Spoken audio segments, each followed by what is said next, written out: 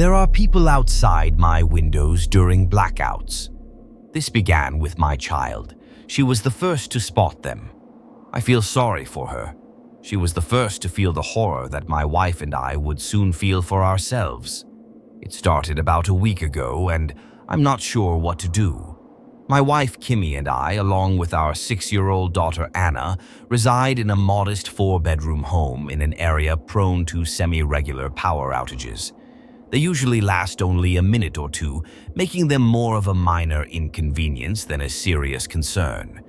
We've been dealing with them for about 3 years now and have learned to live with them. On the other side, being exposed to regular power outages has allowed us to get a reasonably low mortgage. But that is neither here nor there. As I mentioned, this started approximately a week ago. Anna entered our bedroom around 1:30 a.m. and prodded me awake.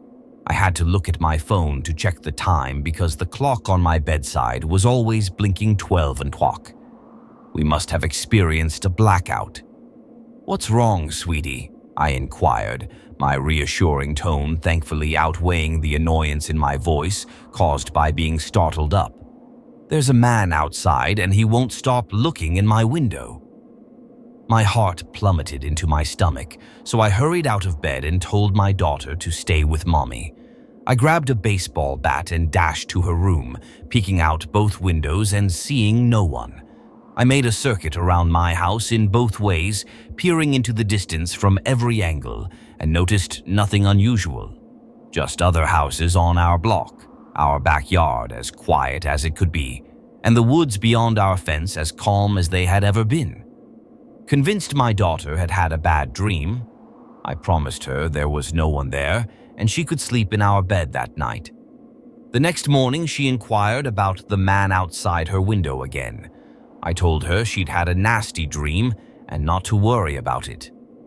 That night, I was up late doing some writing, my career, when the power went out again.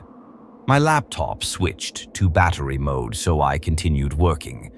After about a minute and a half, the electricity turned back on, and I heard footfall on our hardwood hallway floor.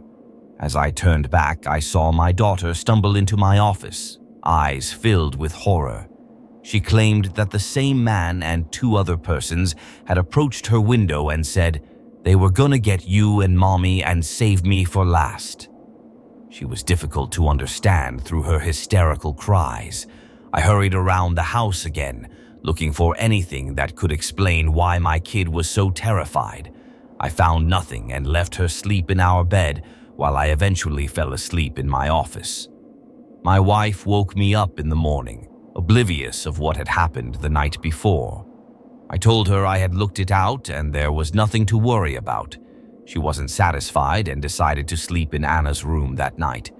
I was working late on my project when the power went out again.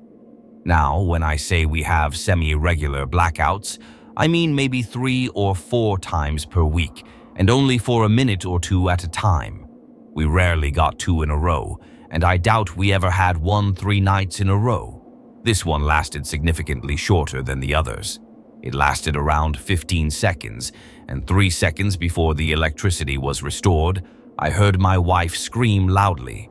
As Anna's nightlight and alarm clock turned back on, I dashed out of my office and into her room, where I discovered my wife and daughter huddled in the corner. When I questioned what was wrong, my wife confirmed Anna's stories. This time, 5 persons approached the window and simply smiled and waved, but not in a pleasant way. She described their smiles as crooked and huge, as if they were attempting to smile as big as possible while keeping their eyes wide open. My only answer after being informed this was, "What the fuck?" She stated that when the lights were turned back on, she looked away for a moment and returned to find the folks gone. We called the police and gave a statement, and they agreed to station a patrol car down the street from our house and have an officer keep a watch on us. This brought us peace, if only for the night. We relaxed for the majority of the night, with Anna sleeping in the bed with my wife in our room and me in the living room watching TV, until the power went off. I peeked out the window and was surprised to see that the remainder of the block's houses still had power. Porch lights remained on, and the brightness of televisions in nearby houses shone through their windows. It was then that I noticed a group of folks walking slowly down the street towards our house. They were casually strolling down the street beneath the still shining streetlights, and the cop did nothing. As they approached, I observed they were walking extremely loosely, their bodies supported with the least amount of effort possible, their backs arched slightly backwards, and their arms flailed back and forth as their quick legs propelled them towards my house. When they got closer, I noticed their smiles. My wife wasn't exaggerating. Even from a distance, the streetlights revealed that their neck veins were bulging from straining to smile as wide as possible. I peered out my window at them, trying to figure out what they were doing, when one of them sprang out of nowhere, knocking me back to the floor. It was a man, perhaps around 30, standing there waving at me with that disgusting smile stretching across his face. I rose up and glanced out the window, which I could see the cop through. Not only was he sitting there doing nothing, but another group of 3 of these, whatever they are, flew past his car. Unless he was sleeping, he couldn't have missed them.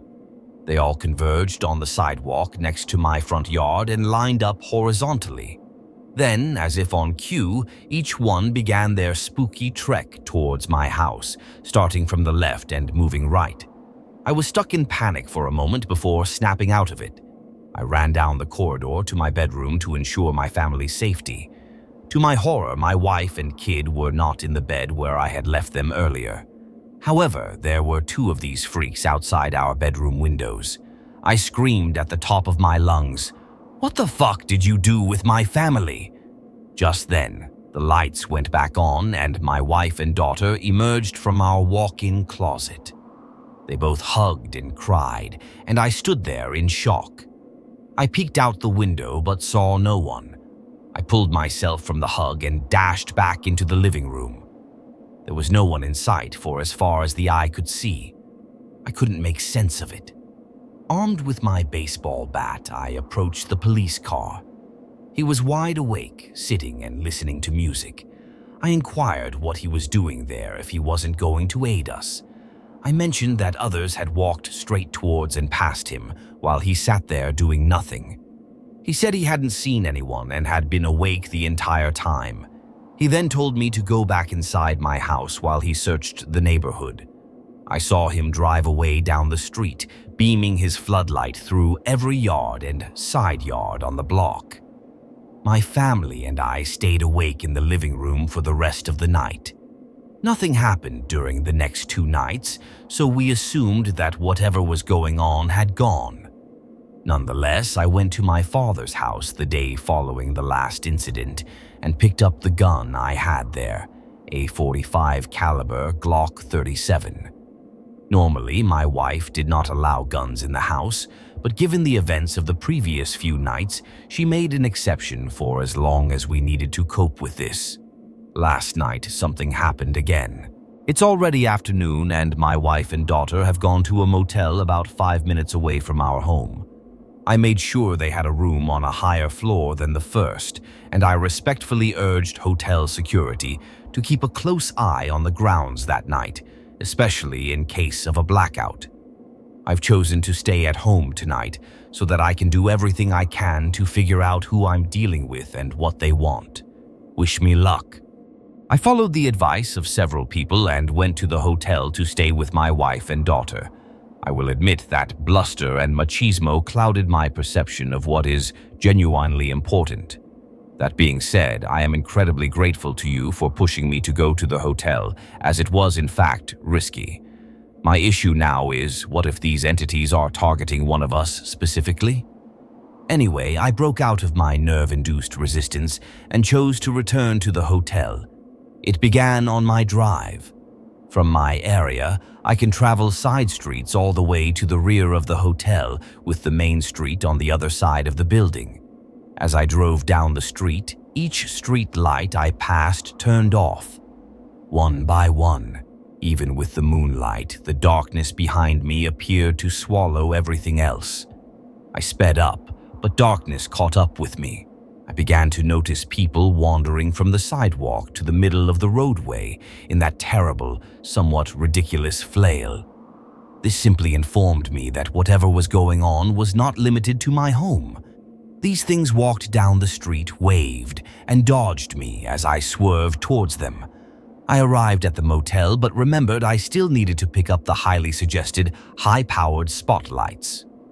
Fortunately for me, there was a Walmart approximately 3 minutes away from the motel.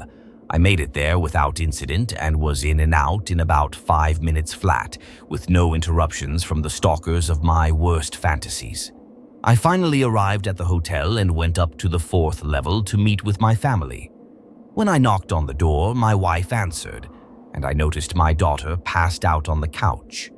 I informed my wife that I saw the things, which we'll refer to as smilers, from now on the street on my way to the hotel.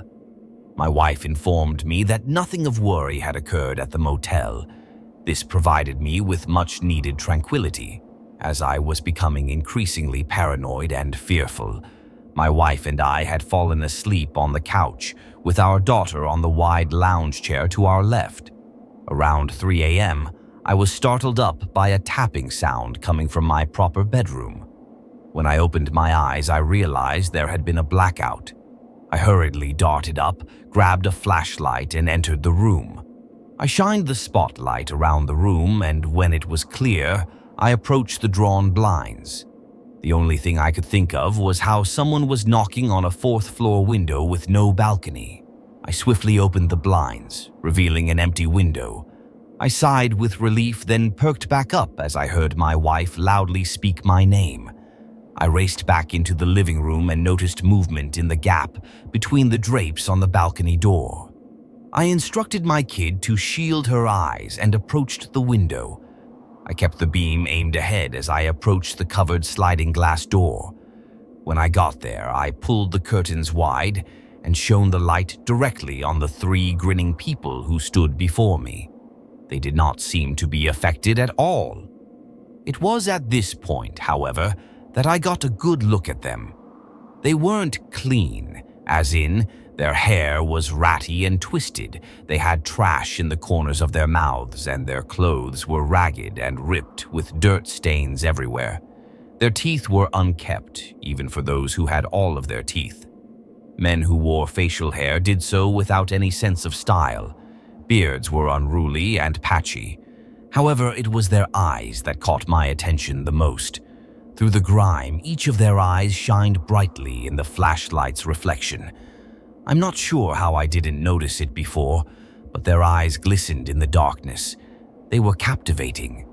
I was just standing there looking into one of their eyes when my wife said my name in the same tone. I snapped out of it.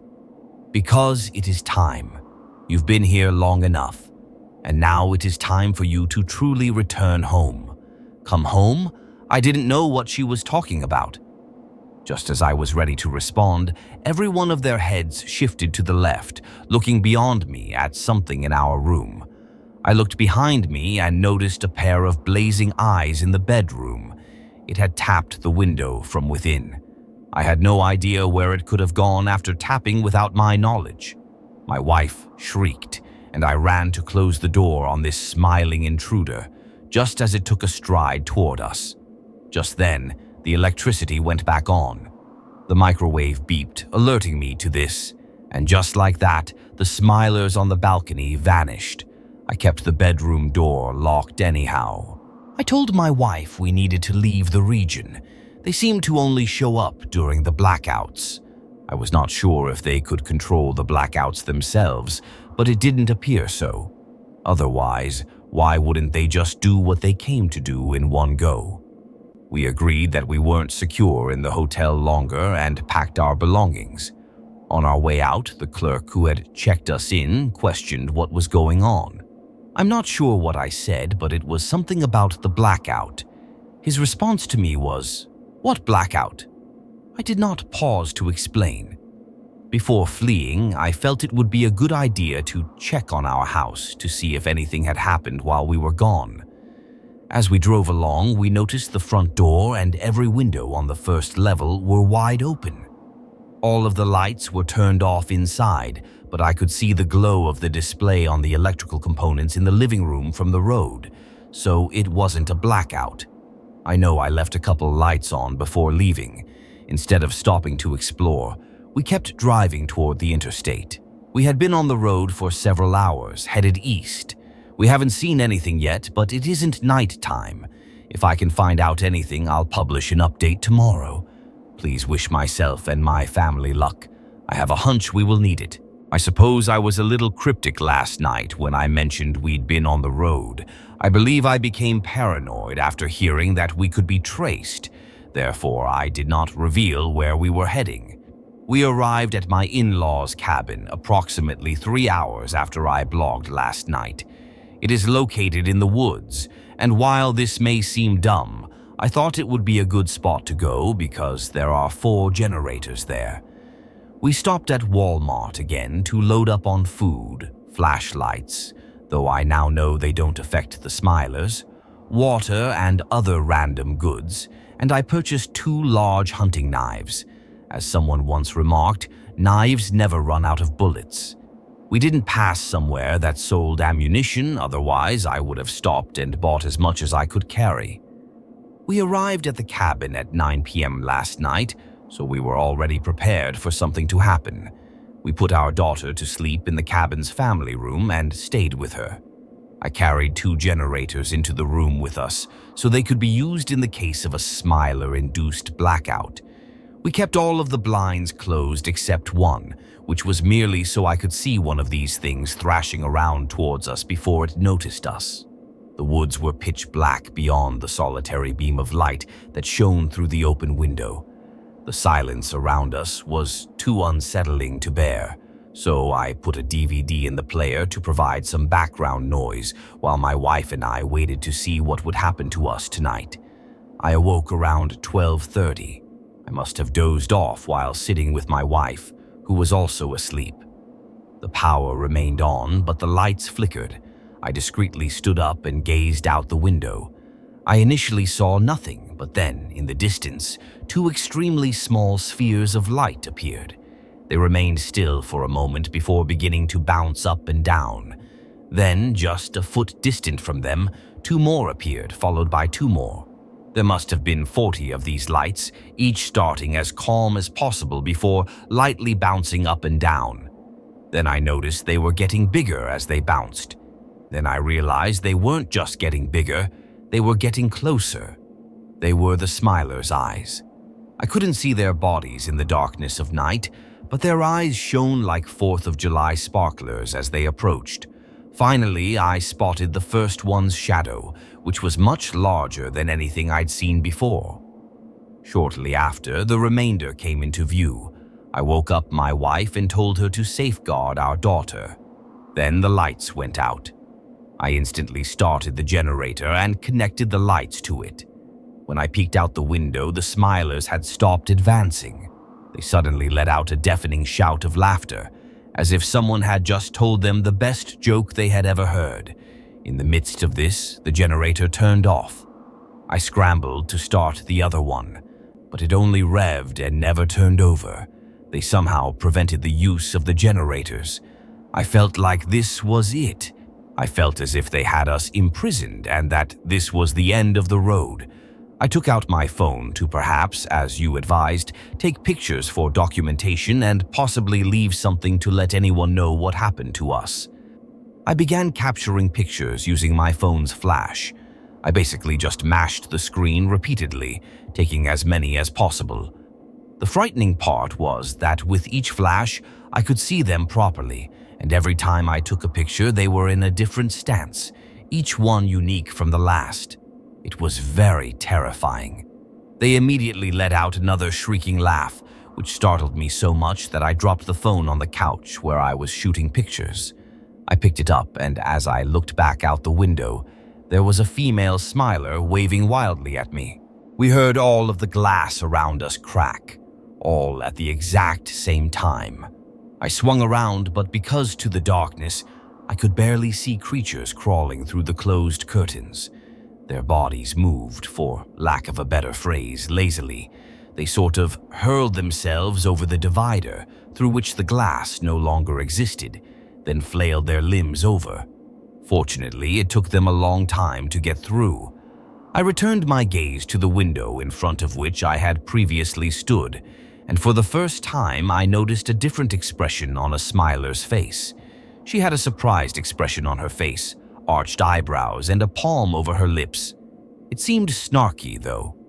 I took the gun and shot it squarely into the astonished person's face. I fired so near to the window that it entirely shattered, and when the proverbial dust settled, there was no smiler left. I felt a flush of confidence. Nonetheless, I was shocked.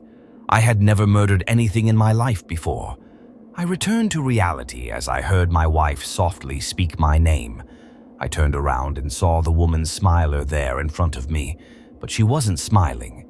She appeared outraged. She had pain in her eyes. She blasted me with an open backhand that was far too powerful for a woman her size. It sent me crashing backward. I grabbed the knife from the table next to me and unsheathed it. The woman let out a single laugh as the rest of the smilers moved from the other sections of the home where they had crawled towards my family and myself. I stood up, my entire existence made up of practically all terror, and determined to go for broke. I lunged toward the woman, swinging my arm in a stabbing manner. As soon as the knife connected, she vanished, along with the rest of the smilers. At the same time, the lights turned on and, for some reason, all of the generators began to run, including those outdoors. I staggered forward, nearly falling on my face, and dropped the knife to the floor. I instantly received my grounding and raced to my family's rescue. Despite being terrified, they remained uninjured. My wife demanded we leave immediately and go somewhere more populated. We got into the car and started driving. I asked my wife to check through my phone for the images I took, as I told her I needed them for proof and to show the folks on r/Nosleep to get their thoughts on what we were dealing with. As irritating as this may sound, every image I shot last night was black. Not pure black like the camera wasn't operating, but black as if I was shining it into nothing and not using the flash. I can't think of another way to explain it. My wife grimaced as I let out a loud "fuck." I knew they laughed after I snapped the images because they knew they wouldn't turn out. My daughter was still in tears, and I can't blame her. I'm at a loss for words when I reflect on what happened tonight. Had I prevented them from harming us by swinging the knife? No actual answers had been presented. I spoke with my wife, and we thought it would be a good idea to follow the advice of several posters and split up. We got a decent automobile to bring my wife and daughter to her parents' house today, and I'll be sleeping at a nearby hotel in case something happens to them.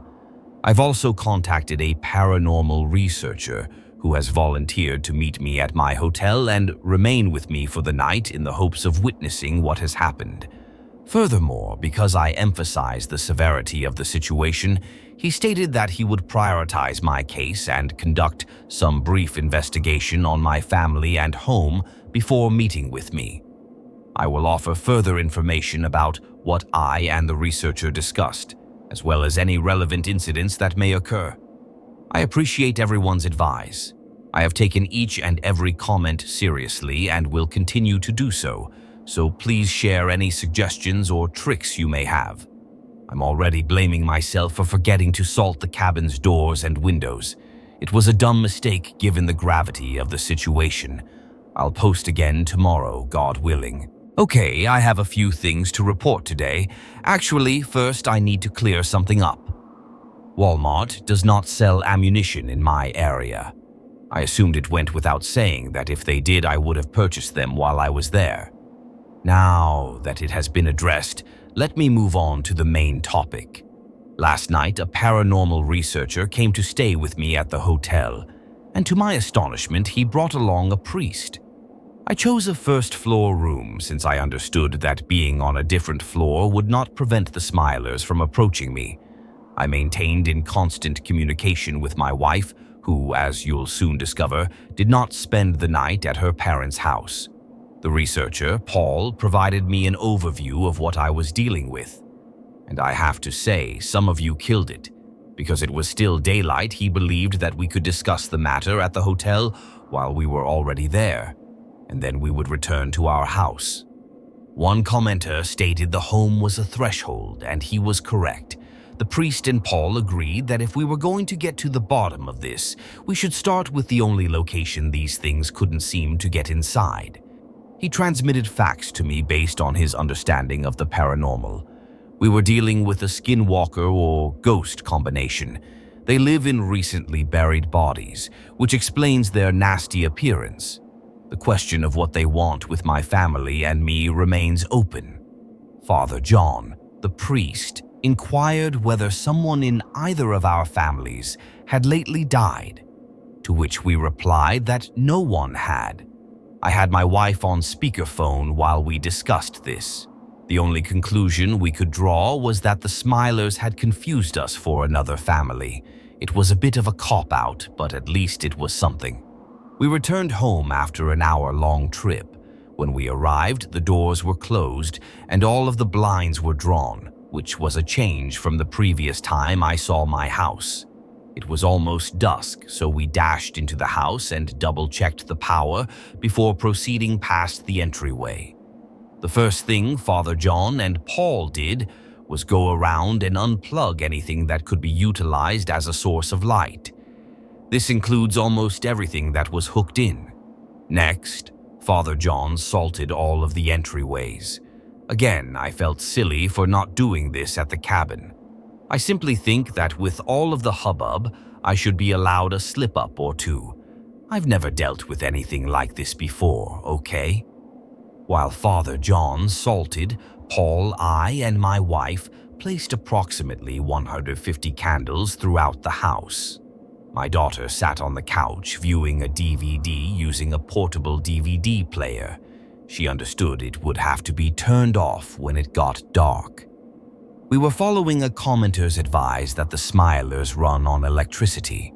We prepared as much as we could given the situation. Father John provided every one of us with holy relics and placed a little jug of holy water on each platform that ringed us in the living room. Many others suggested going to places with enormous populations, which, while a fine concept, would not have solved anything. If I hadn't contacted Paul, I'm sure we would have gone to a hugely frequented and well-lit place last night, but it wouldn't have been a lasting answer. I wanted to stop this, not just postpone it. That being said, I'd like to thank each and every commenter, for the most part, for their information, hypotheses, suggestions, and tricks. You've all provided me great information, and I genuinely feel my family and I would not have gotten this far without your assistance. I'm confident that publishing this on r/Nosleep was the proper decision. Anyway, the sun has set. Night had fallen over our area, and I'm not sure if it was just my nerves, but it felt darker than ever. My daughter had put away the portable DVD player, and we had switched off all of our phones save Father John's, figuring that having just one line of communication would be a good idea. We were all crowded in the middle of the living room, my daughter sleeping on the couch, our house illuminated softly by the flickering candles we had lit. It started at about 1 a.m. Paul happened to be staring out the window when the street lights on either side, about 3 homes down, went out. He caught my attention and the rest of us raced over.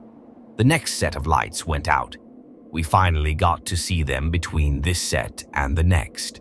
They limp forward in a Bernie-esque sort, their eyes gleaming in the moonlight. I could see the fear in Paul's eyes. He expressed his worries. I know I said what they were, but I've never seen one before. I thought, fucking great, you'll be a lot of help now.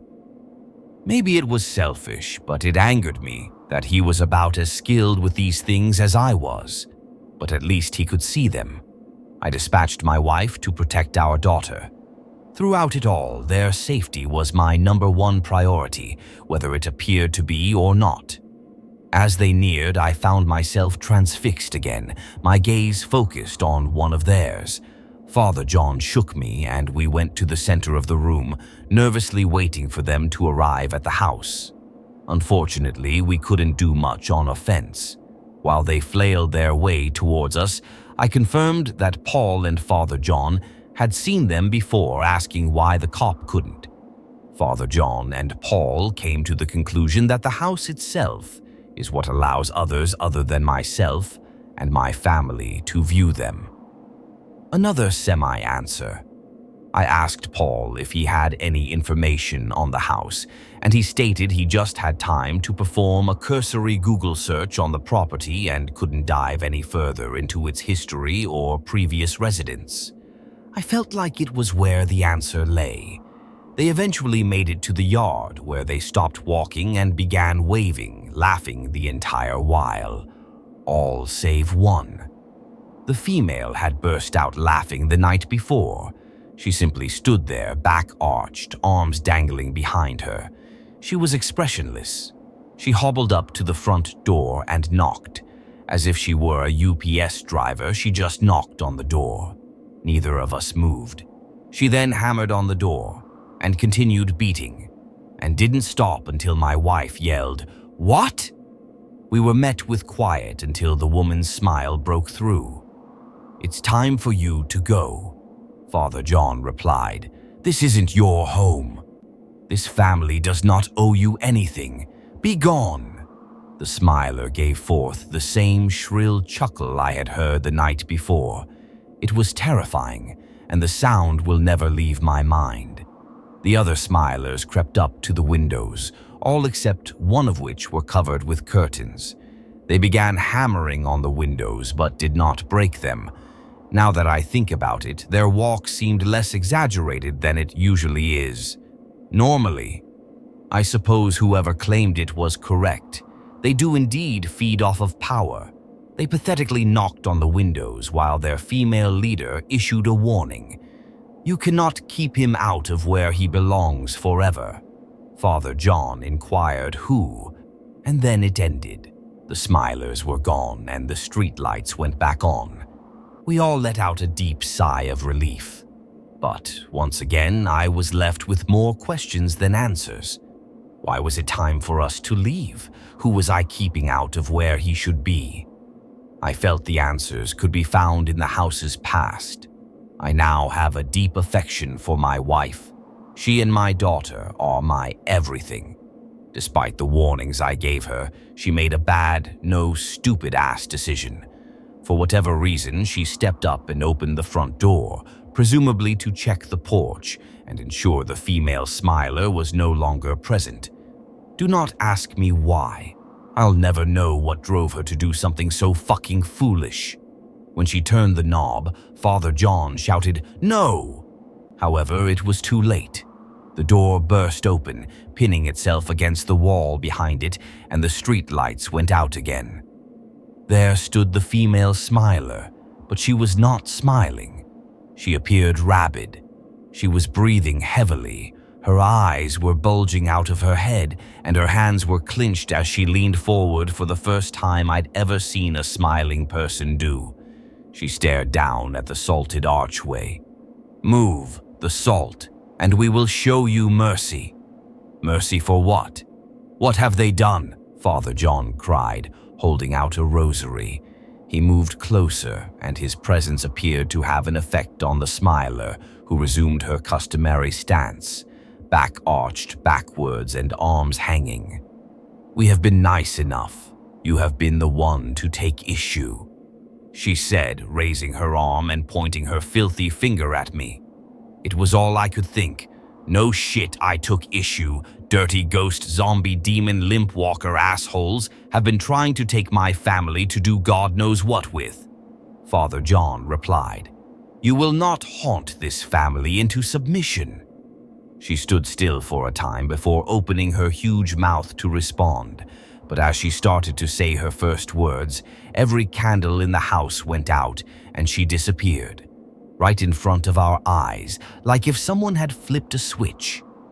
The street lights turned back on, and light rushed in through the door and one exposed window.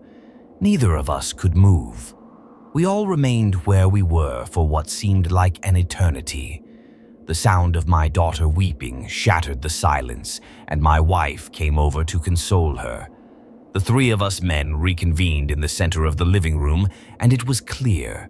We needed to know more about this house before deciding what to do about the problem. I'm writing this roughly an hour after the events I just recounted. Paul and Father John plan to begin their inquiry as soon as the sun rises. My family and I will remain in our home, secured by the salt that appeared to work, and will limit our usage of electricity, as we don't know if the Smilers charge during the day and expose themselves at night. I will forward whatever information I receive to you tomorrow, as well as any events that may or may not take place tonight. This has been a difficult few days, but for the first time, I believe we may be nearing the end. My family and I spent the day at home, which was ultimately rather boring. Father John and Paul were away doing research, and we sat in silence all day. We were encouraged to use as little devices as possible, so whatever form of entertainment we had was limited to board games, which, to be honest, we've grown too acclimated to technology to keep us entertained for any significant period of time. Father John and Paul returned to our residence around 3 p.m. and brought us some information. Our house was built in 1955, and the property was not previously used as a cemetery or ancient Indian burial ground.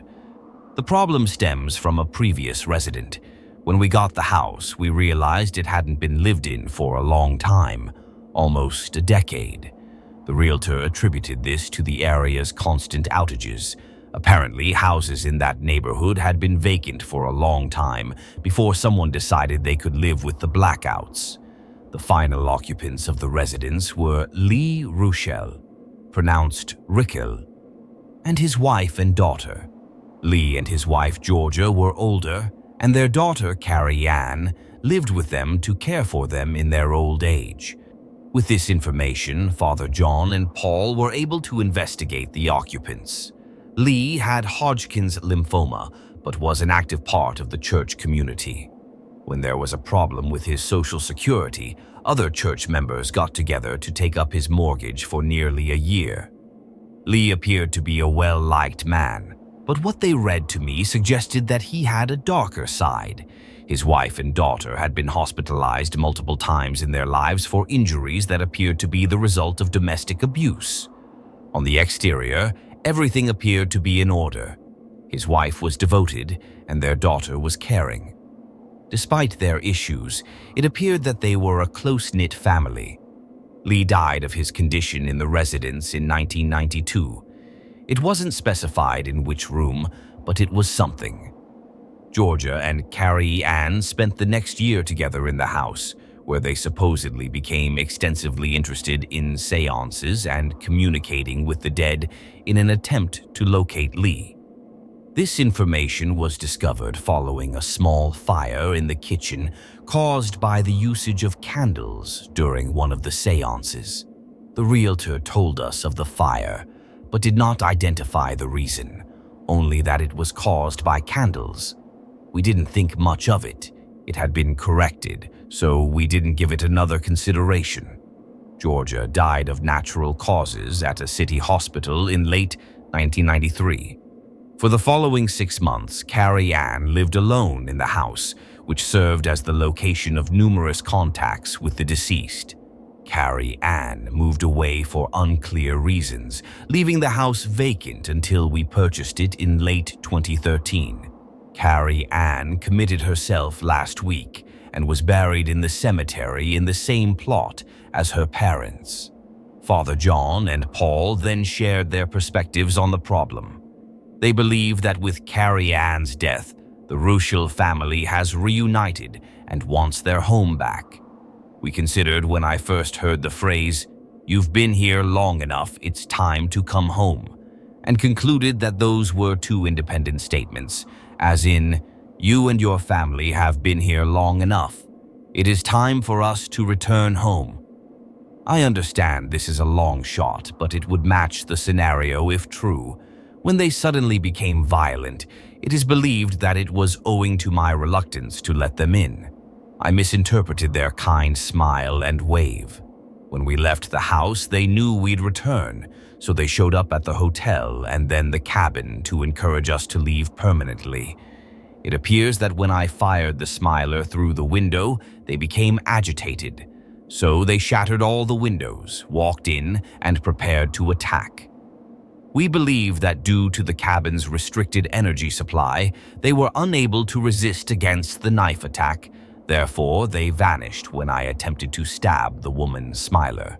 Regarding what was said last night, the phrase, "you can't keep him out of where he belongs forever," represents Lee Rushill's angry side, demanding his house back. Our guess is that the enormous number of people are spirits that Lee has befriended in the afterlife to assist him get his home back. Remember, this is just guesswork. All evidence of what we believe this to be is circumstantial at best. For all we know, we could be completely off. That might be the scariest thing. What we do know for certain is that the salt worked. It held them off yesterday night. Also, the smiler appeared to respond to Father John's rosary, so that was an effective line of defense. The difficulty is that we have no control over the power outside the house, and if they are indeed electrified by electricity, resulting in blackouts, we cannot defend ourselves in that way. Also, we're not sure why the smilers approached my wife and daughter first. Our only opinions on the subject are that some of the smilers aren't necessarily on the same goal as the others, and that some of them may have ulterior, more malicious intentions. I have to say, it's really aggravating not understanding what we're dealing with and having to rely on semi-educated speculations. But that was all we had. We reinforced the salt barricades and relit all of the candles throughout the house, ready for whatever the night brought. We simply waited, taking turns sleeping while others kept an eye out. Nothing happened until around 3:30 a.m. Father John woke me up and informed me that he had heard something upstairs. We peered out the window and saw that the entire street was lit up. Myself, Paul, and Father John made our way upstairs, each carrying a sacred relic. We investigated the upstairs but discovered nothing. As we were coming back downstairs, the attic door, which swings down and drops a ladder, did exactly that, sending the ladder down with a tremendous thud. We almost jumped out of our skin when we turned around. An angry-looking smiler, oxymoron I know, made his way down the attic steps. Father John began praying as Paul and I held up our rosaries. This smiler did not appear to be disturbed by the holy relics. It seemed as if he knew they were going to hurt him, so he was hesitant to approach us. Instead, he practically tiptoed towards us, then backed us down the stairs.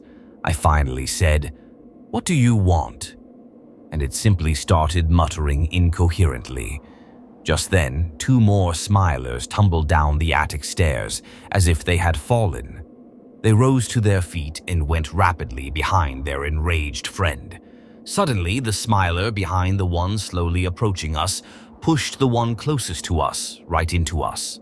It hit Father John's cross and screamed, and before it vanished into thin air, it knocked us backwards down the steps, and we all crashed on top of one another as we dropped step by step. The 2 remaining smilers hurled themselves down the stairs, tumbling like we did, but voluntarily.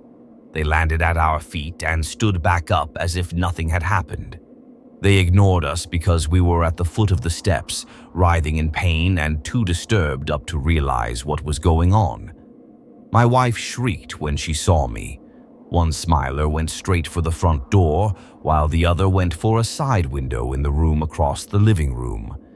They each paused in front of the salt, inhaled deeply, then blew it away, thus removing the boundaries between us and the rest of them. It was then that I realized every light in the neighborhood was out. Every street light was out, and the neighboring houses, as far as we could see, were absolutely dark. What appeared to be a whole night sky of stars worth of jumping bright eyeballs was approaching our house from all sides. Father John instantly rose and dashed to the smiler at the front door, pushing the relic against it, forcing it to vanish. I followed suit and lunged at the one beside the window, successfully repeating the process. Father John put his back to the door, but was thrown forward when the door broke off its hinges. The woman smiler I had come to know and despised stood in front of me, truly smiling. I'm not sure which I disliked more, the smile or the angry face. Paul inquired about the smiler's request. She simply said, "Uninterrupted access to our home." "Are you Carrie Ann Ruchel?" Father John questioned. "No, I am Georgia Ruchel." The smiler replied. "This is no longer your home, be gone," demanded my brave priest. Georgia let out a loud laugh that could have broken all the windows. Paul suddenly surged forward from behind me, attempting to hit Georgia with his rosary. She simply sidestepped, causing Paul to tumble forward onto his face and into the outside. In a second, he was surrounded by smilers, their flailing limbs and falling bodies, making it impossible to see Paul. All we could hear were his screams. "We came in peace," Georgia stated, "but you have given us no option. The only way you can live here any longer is as one of us, and only if my husband permits you to. He is simply tired of your selfishness in this matter and wants that you be dealt with in the most lethal of ways. If you had just given us our home back in the first place, you could have moved on with your life." I wasn't sure what to say. Could I continue live here if I were dead and my soul had been transferred to someone else's body? And anyway, I was going to die. This was much outside the scope of my expertise. "We'll be back tomorrow evening, and this will be your final chance to accept your fate gently. Otherwise, you will be held responsible for any damage my spouse decides to inflict on you and your family." With that, she was gone. The candles in our house burned out, and the neighborhood lights came back on. Had she effectively warned me that tomorrow night we were going to die in one manner or another? Father John was honest with me, telling me that an exorcism was unlikely to be effective because they weren't necessarily haunting anything, but rather had a particular aim in mind. They would do this to everyone who lived in this house, as well as any other residents they wanted. Father John did mention that he imagined they had done something similar before, but had not encountered such resistance. Paul was gone. He'd vanished like the rest of the smilers. That will weigh hard on my conscience for some time. Then I got an idea. Since I'm essentially out of options and will most likely die tomorrow night, I decided to be more than a bit proactive for once. Father John insisted against it.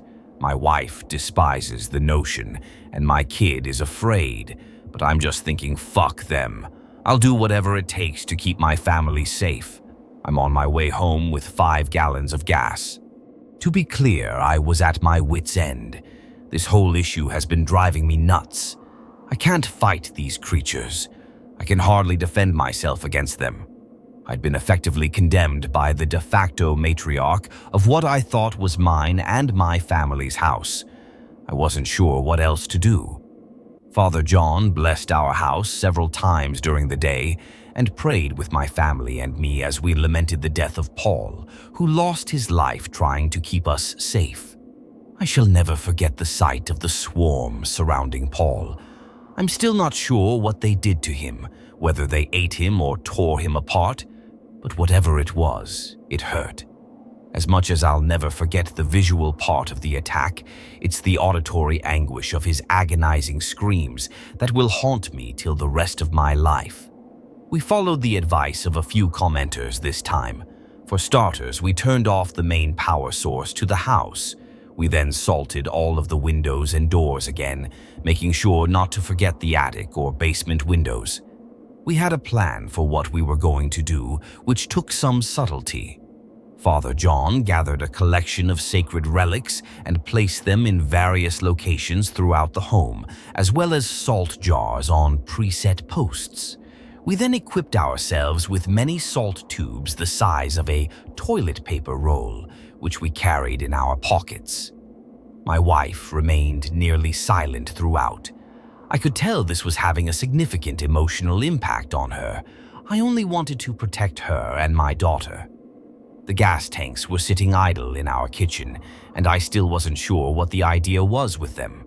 I mean, I had an idea, but as I previously stated, it would require some grace to carry out our plans. We sat in the dark, lighting only a few solitary candles in the living room while twiddling our thumbs, probably waiting to die. This time around, the Smilers did not waste time. The entire street turned black, including the streetlights and residences. It appeared darker than normal, though. Even though the moon was out, it appeared like darkness was overwhelming light. One by one, pairs of blazing eyes came down the street in either direction. We kept all of the curtains closed as normal, with the exception of one pair for sight considerations. We had to know when they were coming. The luminous eyes became brighter as the Smilers flailed towards us, until their shadows revealed a face I wished I had never seen. There could have been 50 to 60 Smilers on the street, yet not a single one was smiling. Each had a terrible sneer on their face, as if they had moved on from the apparent pleasantries they had used to approach us. I'm not sure how they believed their initial appearance was welcome. From the left, I noticed one Smiler in particular, followed by the rest. In my enormous knowledge of the beings I was dealing with, I interpreted this to suggest that this Smiler in particular was the Lady Rochelle.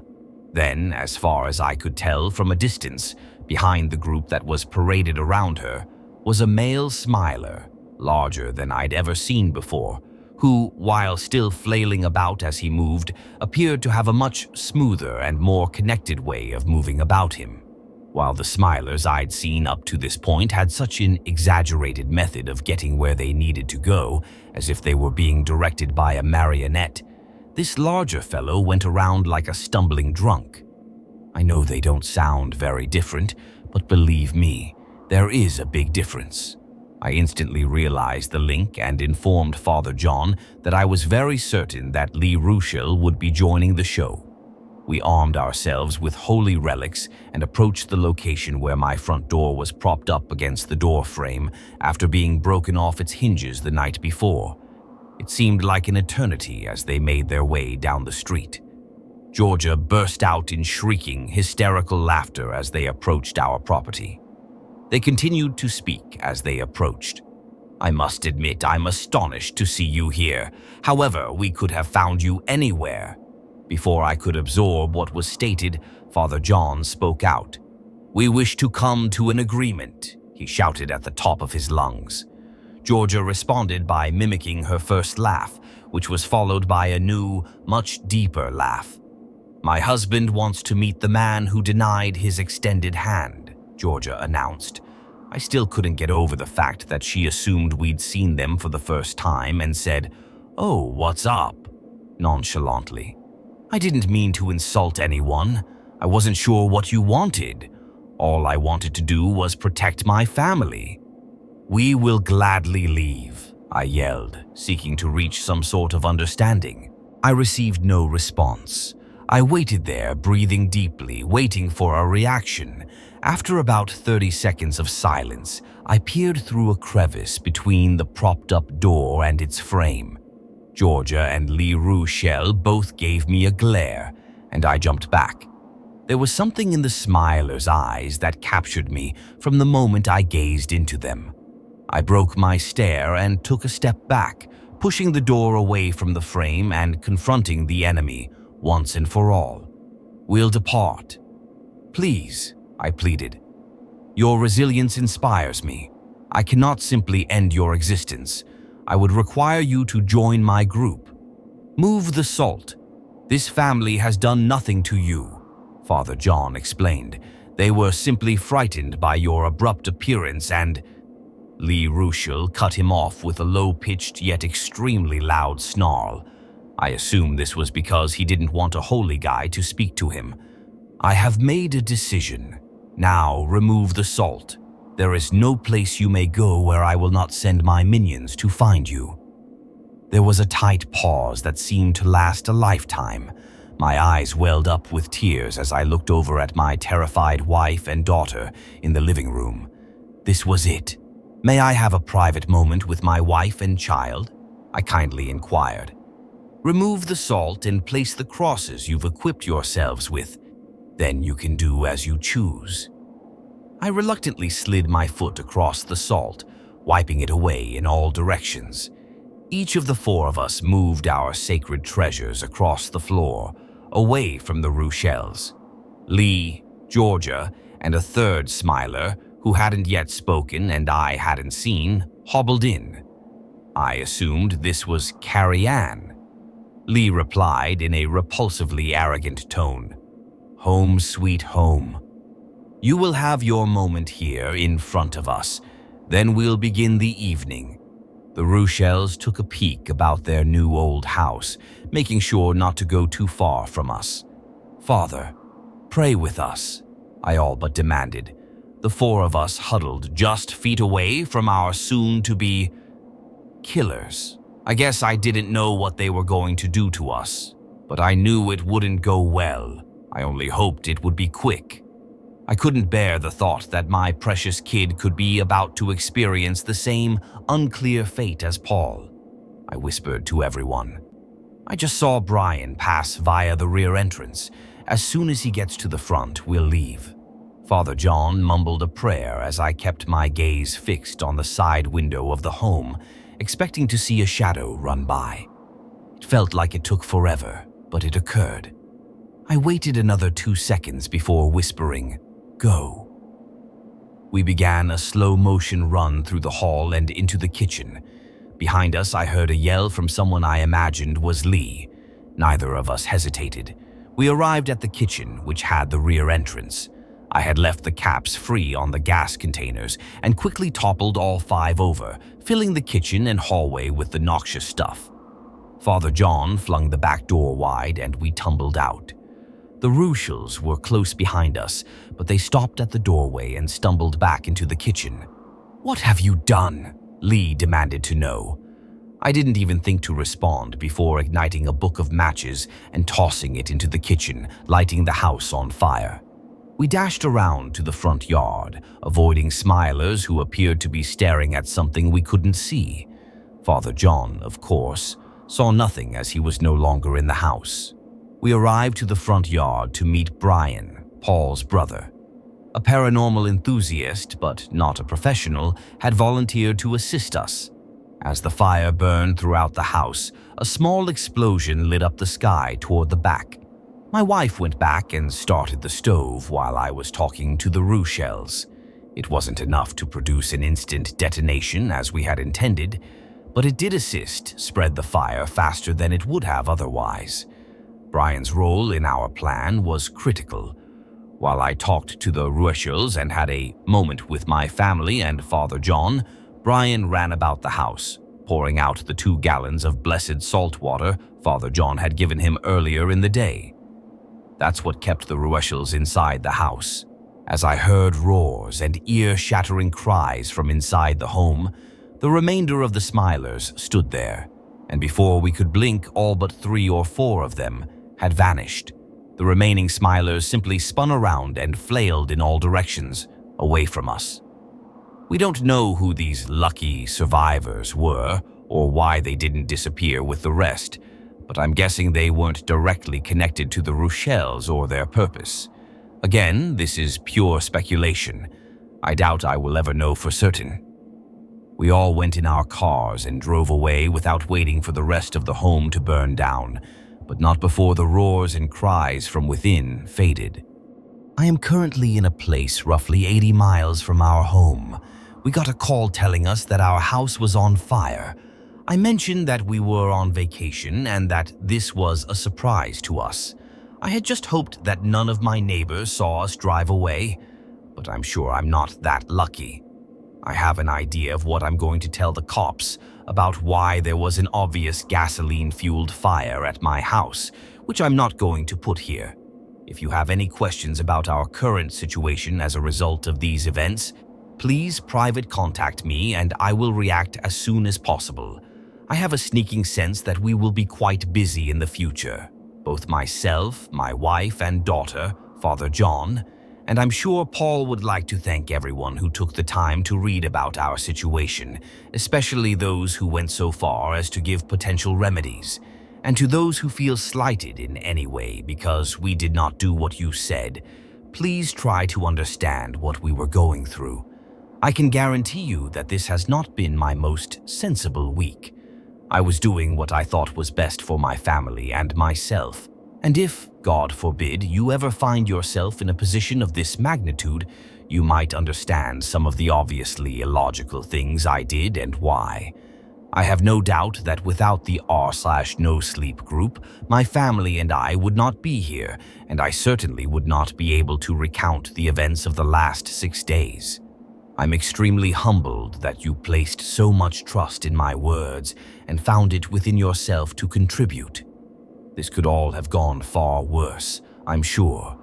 Please continue to aid people in need. You will not be forgotten. From the bottom of my heart, thank you. And just for good measure, wish me luck.